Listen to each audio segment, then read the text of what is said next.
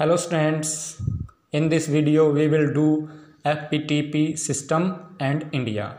Means in this topic we will study the role of FPTP system in India and why India adopt this system. So both FPTP system and PR system have their merits and demerits. दोनों के ही है जो advantage और disadvantages हैं.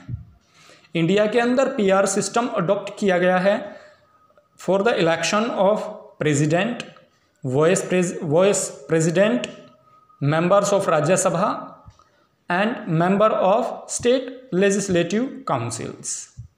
Means राष्ट्रपति के लिए, उपराष्ट्रपति और राज्यसभा का जो इलेक्शन होता है या विधान परिषद का जो इलेक्शन होता है उसमें है जो PR सिस्टम को अडॉप्ट किया गया है. And FPTP system has been adopted for election to Lok Sabha and state legislative assembly. और लोकसभा और स्टेट लेजिस्लेटिव असेंबली के लिए है जो FPTP सिस्टम को अपनाया गया है. मीन्स लोकसभा जो हम MP और MLAs जो इलेक्ट करते हैं, प्रधानमंत्री जो हमारे इलेक्ट होते हैं वो FPTP सिस्टम के तहत ही है जो इलेक्ट किए जाते हैं. Why did India adopt the FPTP system?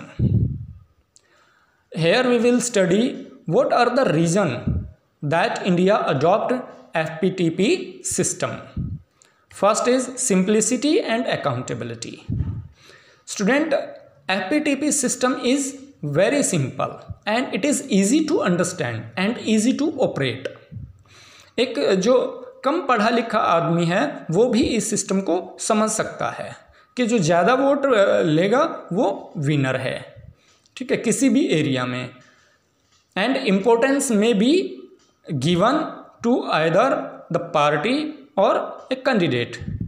और इसके अंदर जो FPTP सिस्टम है इसमें है जो इम्पोर्टेंस पार्टी या फिर कैंडिडेट को दिया जाता है. कई बार दोनों के अंदर भी है जो बैलेंस किया जाता है. जैसे हम एग्जांपल लें तो 2019 के इलेक्शन थे, वहाँ किसी ने भी MP इलेक्ट करते टाइम है जो केवल पॉलिटिकल पार्टी देखी, ना कि कैंडिडेट चाहे कोई भी हुआ, लेकिन पार्टी को है जो वोट किया गया. कैंडिडेट अगर किसी को देखा गया वो थे जो हमारे प्रधानमंत्री के लिए कैंडिडेट थे, नरेंद्र मोदी जी, केवल उन्हीं को है जो देखा गया, उन्हीं को कंसीडर किया गया. और सब ने किसी MPs को कंसीडर नहीं किया गया as a candidate. Just political party को है जो वोट दी गई. Voter can approach the representative of their constituency. FPTP system में है जो वोटर अपने उनका जो रिप्रेजेंटेटिव है उसके कांटेक्ट में रहते हैं, उससे वो मिल सकते हैं, उससे अपनी जो बात है वो बड़े आराम से रख सकते हैं. लेकिन it is not possible in under the PR system. The stable government जो सेकंड बेनिफिट है FPTP का, उसमें है जो स्टेबल गवर्नमेंट है.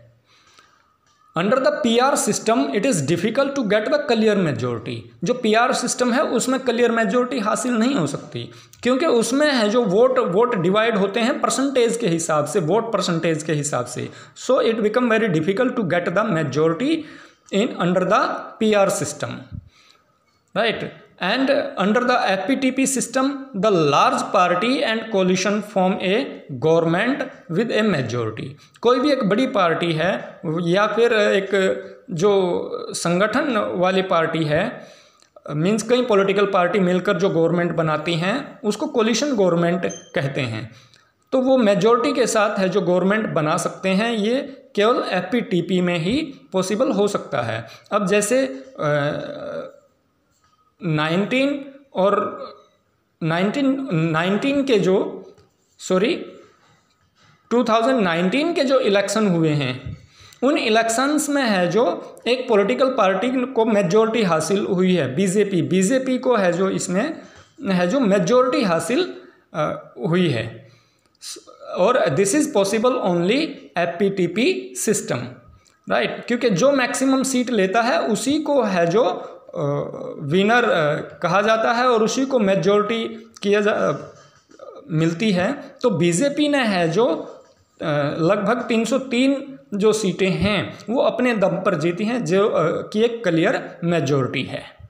So wide representation, APTP system encourage to win election in a locality nation wide.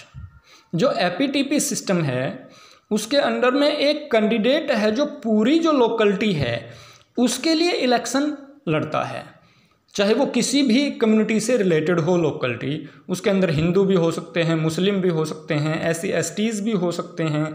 सो वो एक ही पूरी जो लोकेलिटी है वो एक कैंडिडेट को विनर बनाती है। Under PR system would lead each community to form a nation wide party in India and India is full of diverse. अगर PR सिस्टम को अडॉप्ट किया जाता है तो जो एक कम्युनिटी पार्टी है, एक पार्टी जो कम्युनिटी से रिलेटेड है वो पूरे नेशन वाइड होगी। मीन्स अब इंडिया के अंदर तो बहुत सारी कम्युनिटीज़ हैं, तो बहुत सारी इतनी सारी कम्युनिटीज़ होने से जो बहुत सारी पॉलिटिकल पार्टीज़ भी होंगी और हर एक कम्युनिटी है जो वो नेशनल वाइड होगी, तो पूरा जो कंट्री है वो कम्युनिटी वाइज डिवाइड हो जाएगा। यही वजह है कि इंडिया में है जो PR सिस्टम केवल प्रेसिडेंट के इलेक्शन के लिए और वाइस प्रेसिडेंट के इलेक्शन के लिए और राज्यसभा इलेक्शन और स्टेट लेजिस्लेटिव काउंसिल के लिए ही है जो अपनाया गया है। लोकसभा और जो विधानसभा हैं स्टेट्स की, उनके लिए केवल एपीटीपी सिस्टम को अडॉप्ट किया गया है, जो कि हमारे पॉपुलेशन के हिसाब से और हमारी डाइवर्सिटी के हिसाब से बिल्कुल परफेक्ट है। Thank you students, have a nice day.